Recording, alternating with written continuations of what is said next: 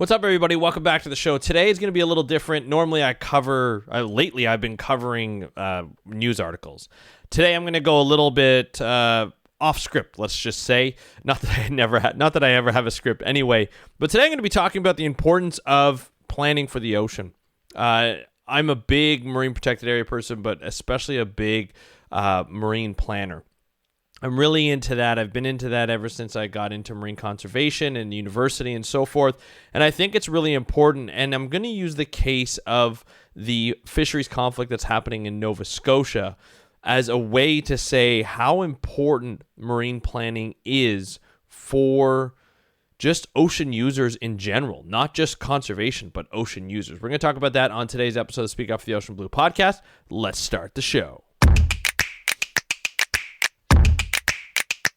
Hey everybody, welcome back to another exciting episode of the Speak Up for the Ocean Blue podcast. I'm your host, Andrew Lewin.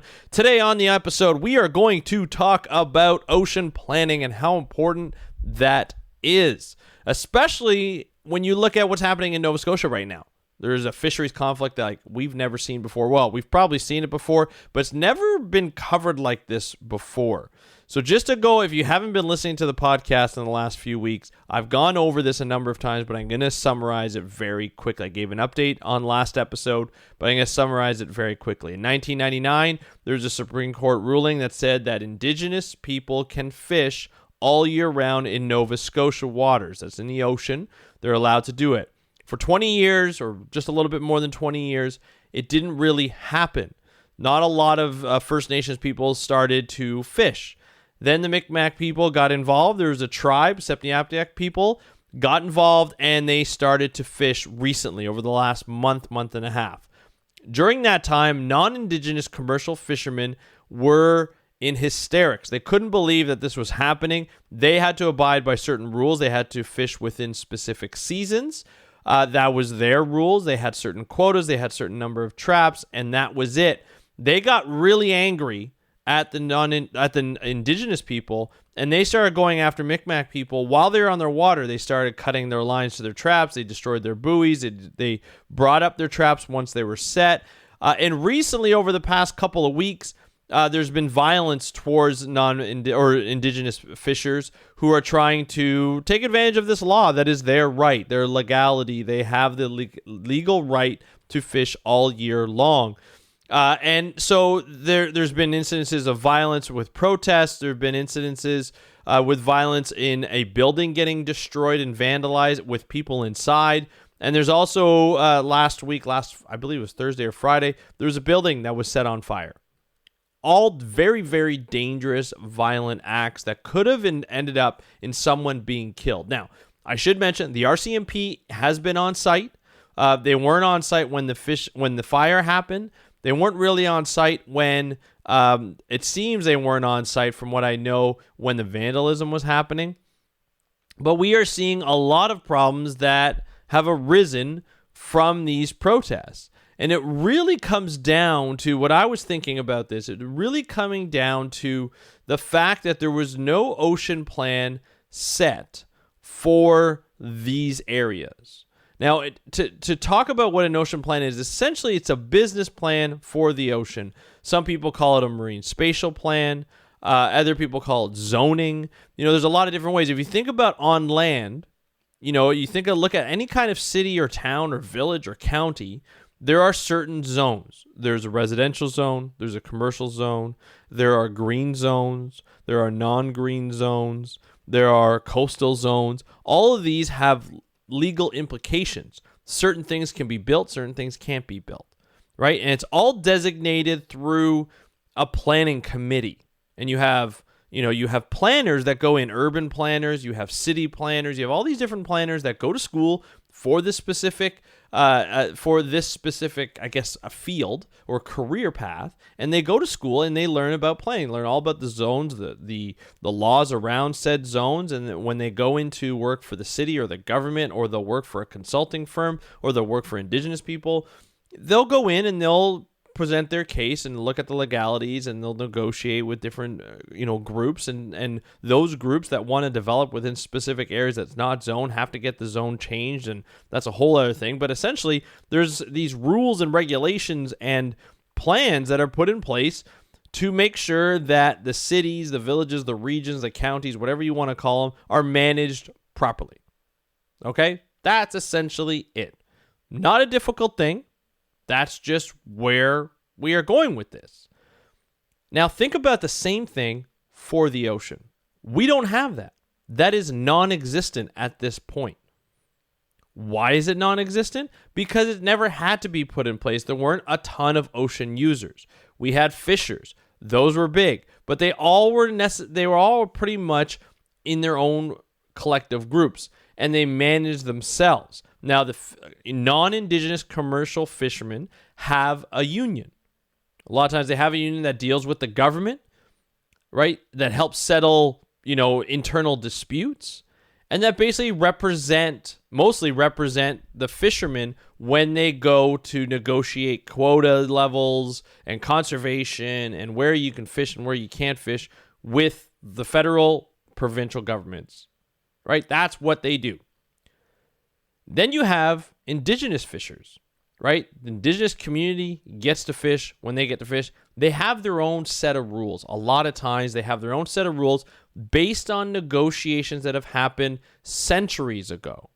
The negotiations that allowed them, that were upheld in the Supreme Court in 1999, were from 1762, before Canada was even formed. Right? This is a treaty act that has been in place for centuries and that has been followed for centuries here and there. You can probably argue that it's been followed in certain cases and not in other cases. But it said that non-Indigenous or Indigenous fishers can fish all year round. And it was later upheld in the Supreme Court. And then there was a bit of a change to that ruling based on conservation measures. And that basically said that Fisheries and Oceans Canada, Department of Fisheries and Oceans Canada for the federal government, can engage in conversation with the First Nations group, the Indigenous group that is fishing, to guide them on conservation principles. It cannot dictate what they can do, but they can engage in a conversation that will hopefully work together to improve conservation. Now, I should mention, in normal times and historical times, Indigenous people are really good at managing the environment, whether it be on land or whether it be in the sea.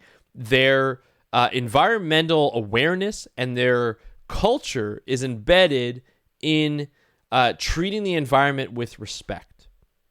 And if you could definitely argue that Canadian citizens have not been that way, right? If you look at it, we always choose the economy over the environment. And a lot of times, Indigenous people, I would say most times, Indigenous people will take the environment over the economy, right? Maybe the opposite extreme.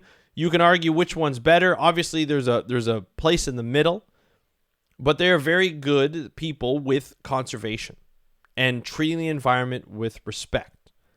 If you look at North America, a lot of Canadian Indigenous people in Canada will refer to North America as Turtle Island, right? The land is actually, they consider it the back of a turtle.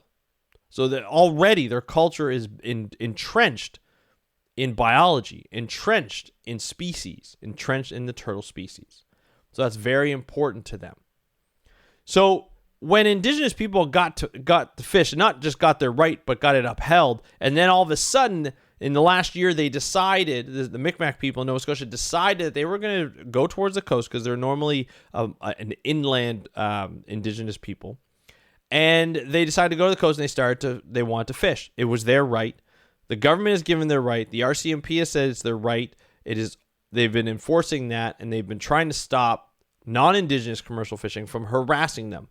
And they haven't done a good job at doing that. But they're trying to do that. There's a lot of argument whether they're doing a good job of it. There's a lot of racism entrenched in there, a lot of systematic racism entrenched in there. And so there's a larger issue involved in that. But the RCMP, the Royal Mounted Canadian Police, are on scene trying to do their best to put things together. And again, that could be argued. I've seen videos where they're not really doing a lot. I've seen other videos where they're doing something. So I'm not on scene, so I'm only commenting on the videos that I see, the articles that I've read. Regardless, they're allowed to fish. But don't you think that the federal government, if they put together an ocean plan with, if you look at Atlantic Canada, Newfoundland, Nova Scotia, New Brunswick, PEI, and parts of Quebec, could engage in an official plan that would mark out areas or mark out how many traps different ocean users can set out along each side, and that would dictate how they could manage everything in the future. If you're able to bring everybody to the table, which is not an easy thing, and have negotiations, which is not an easy thing, and be able to mark where everything can happen, again, not an easy thing, then you can have success in managing not only the environment, but also all the ocean users and the conflicts within the ocean, amongst the ocean users. You're probably saying, well, that's impossible. That can't be done. It has been done. Not only has it been done in different places around the world, it's been done in Canada on the West Coast. I took part at a conference called the Coastal Zone Canada Conference in Toronto in 2016. I believe it was 2016. 2016 or 2018? 2016. Pretty sure it was 2016. And it was 2018. No, 2016. Toronto, 2016. I went to a presentation where they had just finished negotiations after 2 years. Was the province? Well, actually, it was more than that.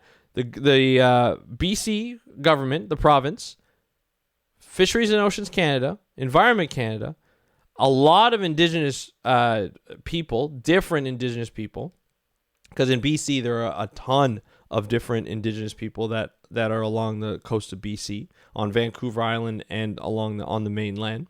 And other groups, fishing groups, recreational groups, shipping industry, right? All these, and oil and gas industry, all these groups were together and putting out negotiations and hammering out where things can happen along the coast. They have a plan. And they're able to use that plan to dictate where things are done. And it's adaptable. We call it adaptive management. So every few years they look at it and they see how it's going and where the conflicts are and how things were resolved and how they can improve that plan over the years. It's a business plan for the ocean. It's a spatial plan. It's a marine spatial plan. And to have this put in place, which is not easy to do, to have this put into place allows not only government, but other ocean users to be able to manage this better. And government, when I mean government, it's not just government of Canada, but it's the Indigenous government panels and committees and councils that also have a say in how their coastline and their land along the coast is managed, just like it's managed on land with green zones, residential zones, commercial zones, industrial zones, all these different zones. It's a simple concept, not easy to implement, but a simple concept that can help detract these types of violent conflicts in the future. It helps detract. I'm not saying it will, because it all depends on the people involved. But the fact is that all this could have been avoided if we had put in an ocean plan before. So that we know that if Indigenous people decide that they want to fish, because it's their right to fish and it's been upheld by the Supreme Court and it's part of the treaties, they're allowed to fish, whether non-Indigenous fishers like it or not. It should be allowed anyway. But there's a certain faction within the non-Indigenous fishers, commercial fishers, that are not allowing this to happen or are making it really difficult for it to happen. And it's not helping in any kind of way, any kind of party.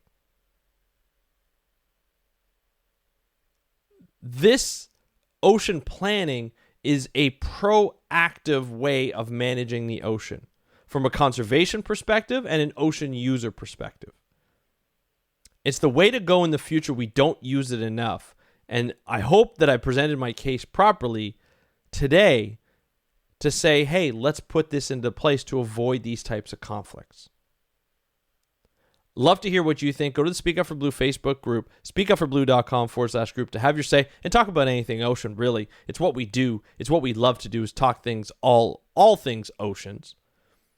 And then again, don't forget, we've got the the Mindful Conservation Conference coming up, Dr. Scarlett Smash, who is from the Conservation Mindset or the Mindful Conservation podcast, Dancing in Pankaiki Boots, she's putting on this conference. She spent a lot of time putting on this conference for people who are involved in the conservation field or in conservation in general, and they just need to get their mind right and to know how to get through the challenges, the issues that we face within conservation. All you have to do is go to absolutely-smashing.com and register today for the virtual conference. $20. That's all it is, $20. Don't forget to go there. I'll put the link in the show notes. That's it for today's episode. I hope you enjoyed it. I hope it really made you think about how we measure and how we manage the ocean. That's what we wanted you to think about today. Love to hear your thoughts. Hit me up on Instagram, Twitter, @SpeakUpForBlue. If you want to email me, Andrew@SpeakUpForBlue.com. Love to hear your thoughts on this whole thing. Thank you so much for listening to the Speak Up for the Ocean Blue podcast. I will talk to you on Friday, and happy conservation.